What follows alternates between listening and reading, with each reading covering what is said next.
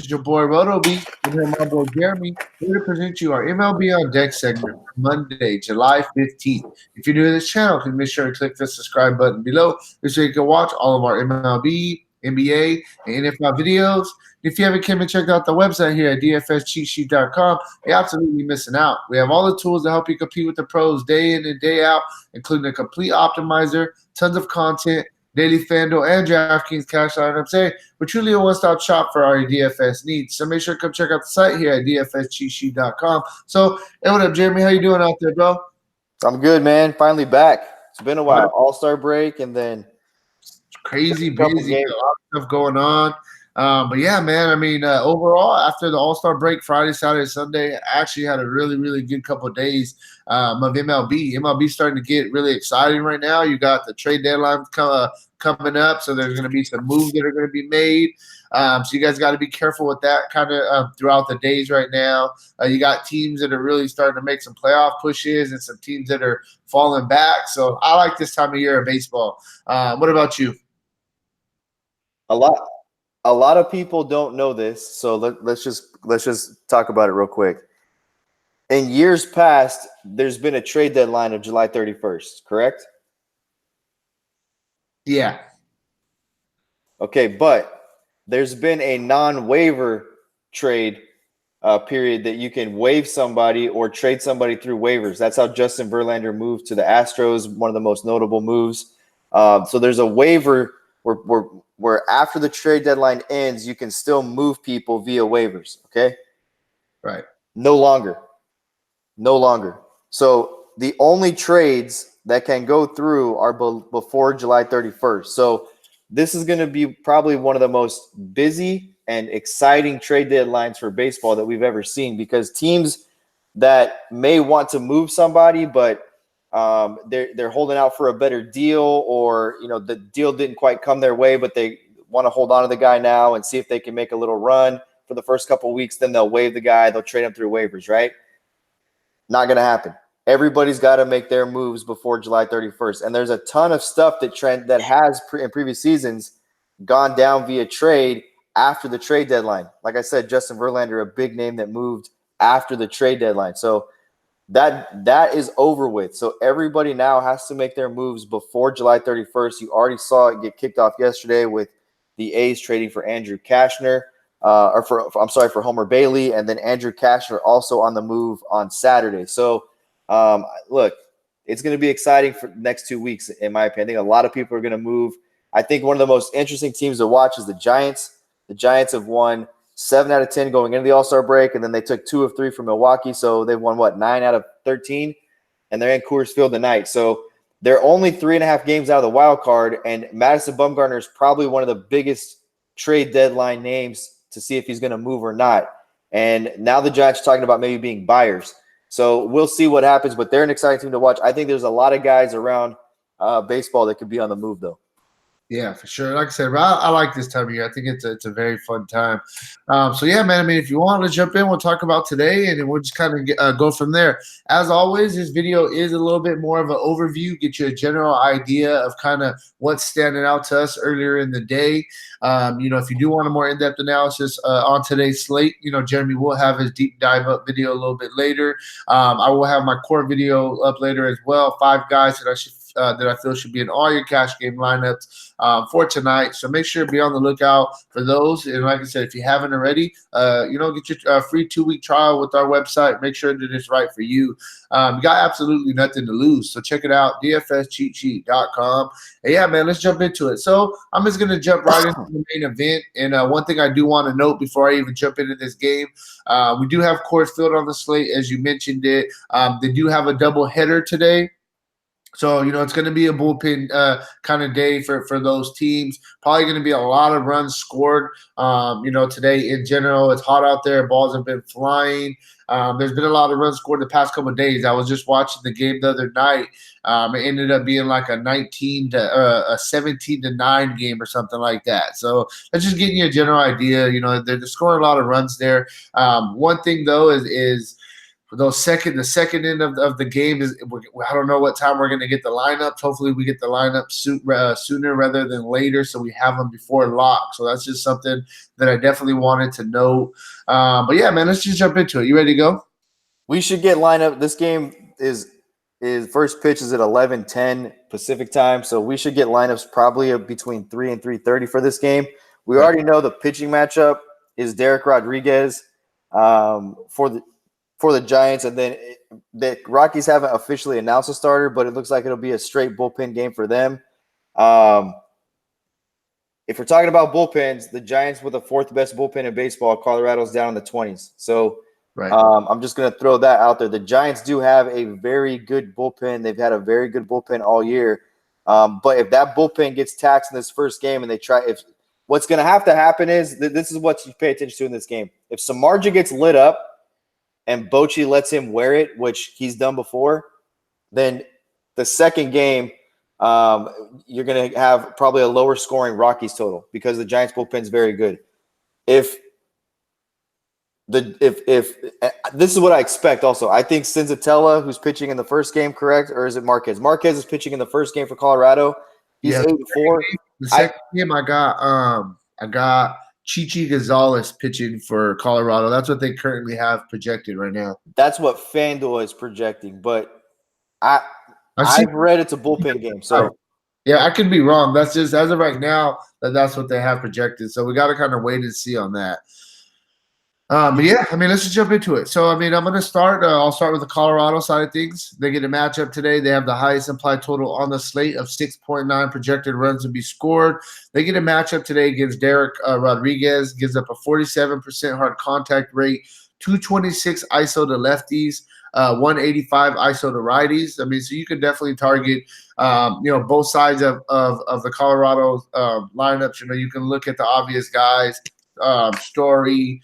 So you're looking at Story, Blackman, Arenado, Dahl, Murphy's actually having a pretty solid season as well. So I definitely think, I mean, Colorado's the team. If you could fit them in, you definitely want to get both sides of this game for sure. And then on the flip side for the Giants, they have the second highest implied total on the slate. They get a matchup. We just talked about it, projected to beat Chichi Gonzalez. We got to kind of wait and still see, if that's who's going to be pitching and whatnot. Gonzalez gives up a 47%. The Rockies their site has no projected starter for the Rockies. Okay. Yeah, I mean, I think it just comes down to they're having that first game, so they got to kind of go from there. But I mean, make a long story short, we both know this. I mean, just get as much as you can on both sides of this game. I mean, is that fair to say? Yeah, for me, I wish that the pitching matchups were solid in the second game, so we knew what they were. Right. I wish it was flipped because the Samardzija, what's going to play out here is a lot better for Colorado in the morning than it is in the afternoon. Right. Right. Yeah. No, I get you. So I mean, I'm honestly just gonna move on from this game. I mean, it's simple. It's a no-brainer. There's no point of us spending a bunch of time. Just stack up as much as you can, both sides of this game. I mean, that's really where I'm at. This is the game you're going to want to target. A lot of runs are going to be scored in this game. Outside of this game, though, another team I'm looking at right now, you got the Cleveland Indians. They have a 6 implied run total today. They get a matchup against Daniel Norris, who gives up a 36% hard contact rate, 279 ISO to lefties, 170 ISO to righties. For me, you're looking at, all the lefties basically for Cleveland. You got Santana, you got Kipnis, you got Lindor, Jose Ramirez is a switch hitter.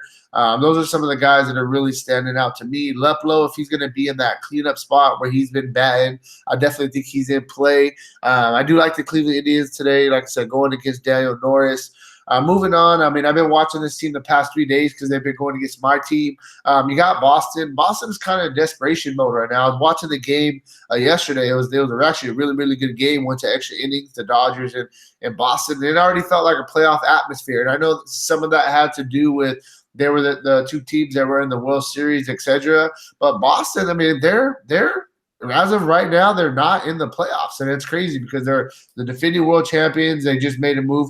Hey, it's funny, bro. We always talk about Andrew Cashner as being a gas can. We were saying that this year, bro. This guy, he resurrected his career. He's having a really good career. Boston just traded for him, trying to bolster their starting pitching a little bit. I just thought it was funny, like a guy that we used to always talk about. This year, you have brought it up. We've talked about he has got better, and now you got teams that are making playoff pushes trading for him. I just thought that was pretty hilarious. But yeah, man, Boston, they get a matchup today against Trent Thornton. Gives up a 36% hard contact rate, 235 ISO to lefties, 123 ISO to righties. Every game is very important for Boston now. I mean, I feel like every at bat they're going to take as this is a very important bat. You know how it is when I don't know how to explain it. It's like when playoffs come, every hitter, their eye gets better. They a lot more quality at bats. Like, how do you what is that? Like, what do you call that? Like, I don't playoffs. I don't know, but we're a long ass way from the playoffs.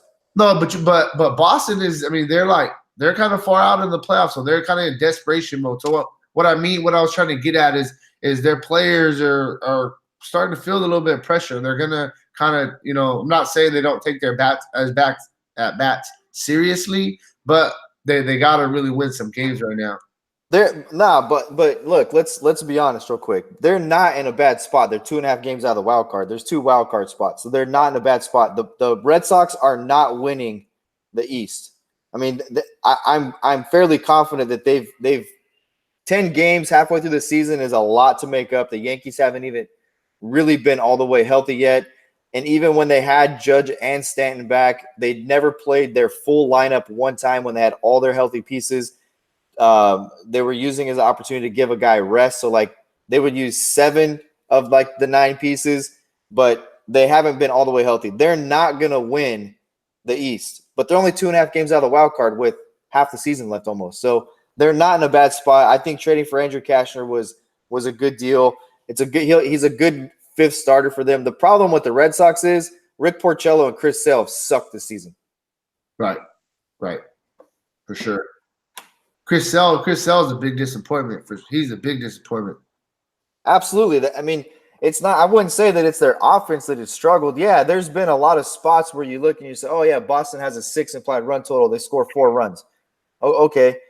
But what happened in that game? Well, Chris Sale gets lit up for 5 runs, and they lose the game. So their pitching has been their disappointment. Look, this same exact thing happened to the Giants. Okay. And I know that, look, I'm not trying to be a homer, but when you go to the postseason every year, there's guys like you look at Tim Lincecum, Matt Cain, even Madison Bumgarner. Madison Bumgarner is only going to be 30 years old, right? He's still a young guy. But those guys, when you make the postseason every single year and you pitch an extra 40 or 45, 50 innings and go into the World Series and pitch it, have another 7 starts, at some point in time, you're tired. And Boston has been a perennial playoff team. They've been deep. They've been a World Series champion.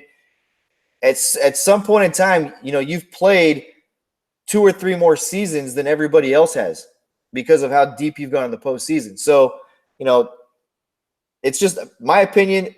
That's just where Boston's at. Boston has a bunch of tired guys who have made deep postseason runs. They won the World Series last year. They've played more innings and more games than almost all of the rest of baseball has. So, that's the attrition of baseball. For sure. So, yeah, I mean, I like Boston today. I'm looking at their obvious guys, Betts, Devers. I didn't realize until yesterday I was looking at the numbers and they were talking about them. Devers is having a crazy good season. I remember last year, right? Did he come up last year? Yeah, Rafael Devers having a career year. And you told me last year, hey, this guy's going to be good. And then yesterday I was seeing his numbers and I thought about that. They were saying he was the biggest all-star snub in a good while. He was leading the league, I think, in batting average and leading the league in something else and didn't get an all-star vote or didn't get in or whatever. So, yeah, I mean, he's having a really good year. Betts, Devers, Bogart's definitely a play. JD Martinez, Benintendi. Benintendi's in a little bit of a slump right now, but he's a really, really good player, and I think that he's going to break out of it. We like lefties going against this guy, Darren Norris, gives up a 279 ISO. So I think Benintendi's in play. And you could also even throw in a Brock Holt and a Chavis as a possibly kind of cheaper end guy. Moving on, next I'm going to go with my team. I like the Dodgers. Once again, I think that they're in a good spot. They get a matchup against Zach Eflin. He gives up a 39% hard contact rate, 280 ISO to lefties, 123 ISO to righties. Well, guess what, man? He struggles against lefties. The Dodgers, we know how many good lefties they have. They're going to throw every single left-handed bat they have at this guy, Zach Eflin, and I don't think it's going to be a very, very good result for this guy. I'm looking at young Jock, definitely in play. Corey Seager. Turner, he's actually a reverse splits kind of guy. He's in play. Bellinger, Muncy, Verdugo. AJ Pollock has came back the past few games, and he's starting to swing a really good bat as well. I like the Dodgers a lot today. I think the Dodgers are definitely in play. In Philadelphia, which is a pretty decent hitters park as well. So Dodgers are a team that's in play. And then the last team I'm just going to throw in there, and I will mention this with caution. I think it could go either way, and then I'll let this kind of lead into you talking about pitchers and stuff. You got the Cubs today, man. The Cubs, they're a team. They've actually been, they've been decent. They haven't been doing bad. They get a matchup today at home going against Luis Castillo. Luis Castillo is a guy who throws the ball very, very hard. He's a very hard-throwing pitcher. He's faced the Cubs 2 times this year already. First time went 5 innings, allowed 2 runs. Second time, 7 innings, 1 run. He gives up a 130 ISO to lefties, 0.081 ISO to righties. The thing that's kind of throwing me off a little bit is the Cubs actually have a really high implied total on this slate, and I'm trying to figure out why. So like I said, I think the Cubs possibly could be a sneaky low-owned stack. But at the same time, I think that you can also look at Luis Castillo as a kind of a low-owned pitcher option that you can look at. I don't think that a lot of people are going to want to attack the Cubs. So kind of what is your thoughts with that situation? And then, kind of what pitchers are you looking at? All right, so let me just talk about the Cubs situation really quick. Kyle Hendricks goes for them today. Hendricks has been good this year, right? There's no doubt about it. Hendricks has been good this year. The Cubs offense feels a lot like Boston, right? Like the Cubs and Boston kind of feel like they're the same team in a different league. They've just been underwhelming. They're both kind of right there in the playoff hunt. It's 92 degrees in Cincinnati today. We know that it's Great American Small Park. So put those 2 things out there.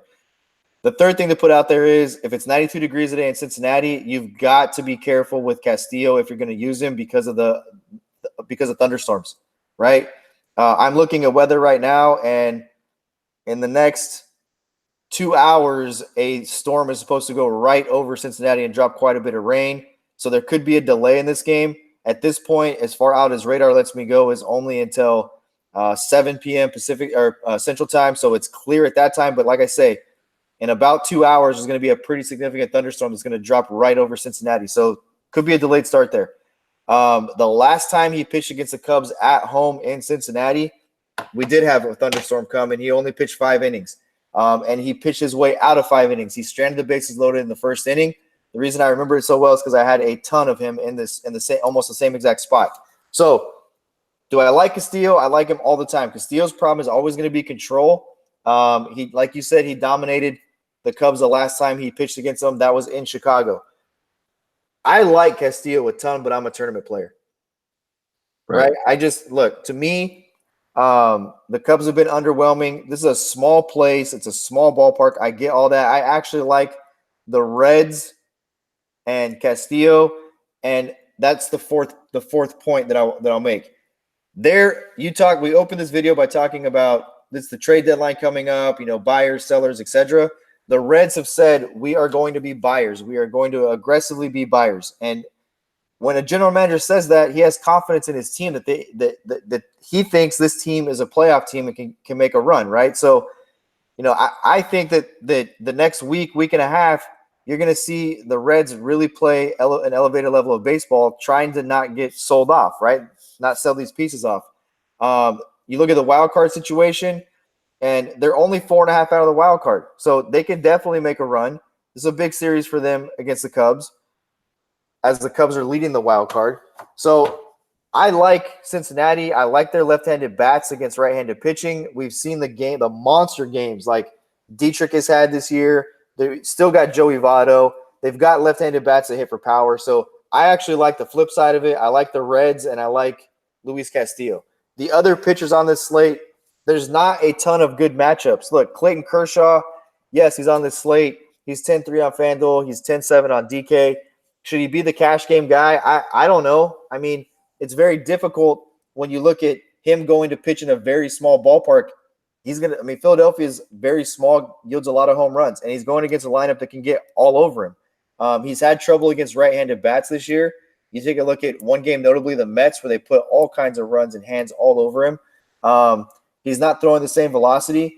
The thing that Clayton Kershaw is doing this year very, very, very well is he's pitching to contact.